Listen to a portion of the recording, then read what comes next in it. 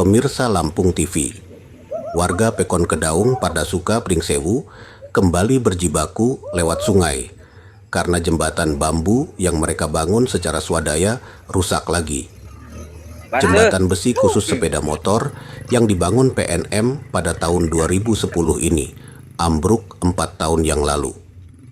Rudi Sapari, seorang pemerhati sosial bersama teman-temannya, merekam keprihatinan warga 4 dusun yang sewaktu-waktu terisolasi jika hujan datang dan air sungai meluap. Pemerhati sosial itu mengatakan, jembatan lama yang ambruk pun sebenarnya hanya bisa dilewati sepeda motor. Sejak zaman Belanda, pengendara roda 4 harus melewati sungai dan tidak akan berani menyeberang jika sungai meluap. Jembatan inilah satu-satunya jalan warga keluar dari dusun untuk menyekolahkan anak, mengeluarkan hasil pertanian, dan ingin menuju daerah lainnya di Pringsewu. Kali ini kita sedang berada di Dusun Lubuk Ketila, Desa Taput Pekon, Kedaung, Kecamatan Pardasuka, Kabupaten Pringsewu. Jembatan yang sudah ambruk membutuhkan perhatian karena banyak warga melintas. Seperti inilah penampilan ataupun penampakan masyarakat yang beraktivitas. Sore ini saya berada di Dusun Lubuk Ketila, Desa Kedaung, Kecamatan Pardasuka, Kabupaten Pringsewu, Provinsi Lampung. Nah, ini kondisi di desa ini belum pernah tersentuh pembangunan dari pemerintah, tersentuh pembangunan jembatan ini. Jadi kalau kendaraan mobil melintas harus melintasi sungai. Jembatan sasak yang dibuat dari bambu itu kondisinya sedang ambrol. Jadi pengendara motor harus melalui sungai. Kalau untuk kendaraan bermobil roda 4 mobil dari zaman Alif sampai sekarang 2024 belum tersentuh pembangunan jembatan. Ini karena melintasi air sungai ya Pak ya? Ya, perbaiki dan cepat lalu lintasnya, semangat masyarakat pada peduli. Iya. Jembatan bagus Pak, lintasnya. Ya.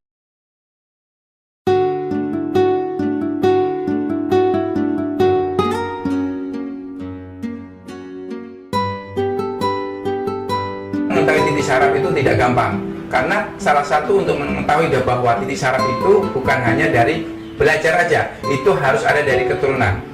Kalau tidak ada keturunan, itu tidak akan bisa semaksimal itu. Banyak sekarang orang yang belajar hanya dari sana, belajar supaya dapat penghargaan atau dapat ilmu-ilmu, tapi itu belum tentu bisa bermanfaat.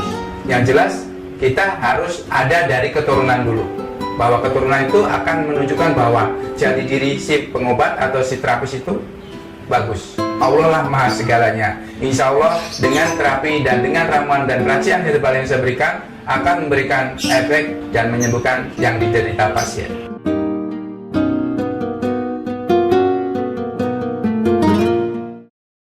Harga PT ancur gara-gara bisa nyebrang, perlu digandongkan hiji-hiji.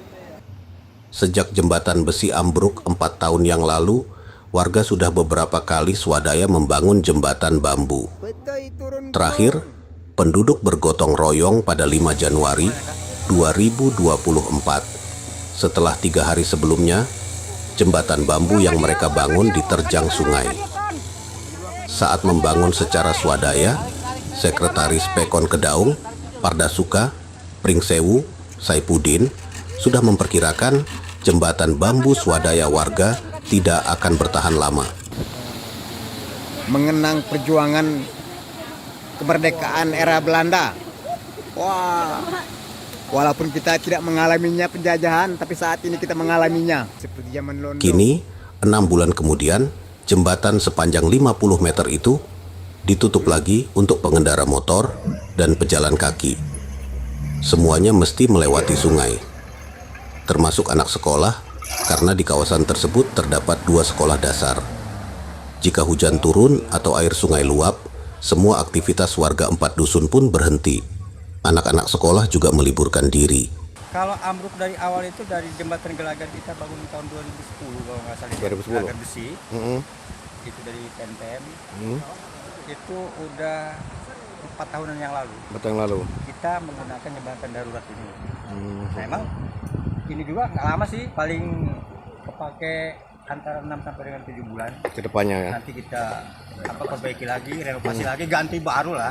Artinya sering memang dari dulu sering renovasi kayak gitulah ya. Ya syukurnya masih ada 5 pedukuhan Pak di atas. 5 paduan lagi ke atas itu. Di sana ada sekolahan ya? Ada SD2 namanya. SD1 kan kita di sini. SD2-nya di atas di Bang Perda namanya. Pian Agung melaporkan dari Pardasuka, Pringsewu.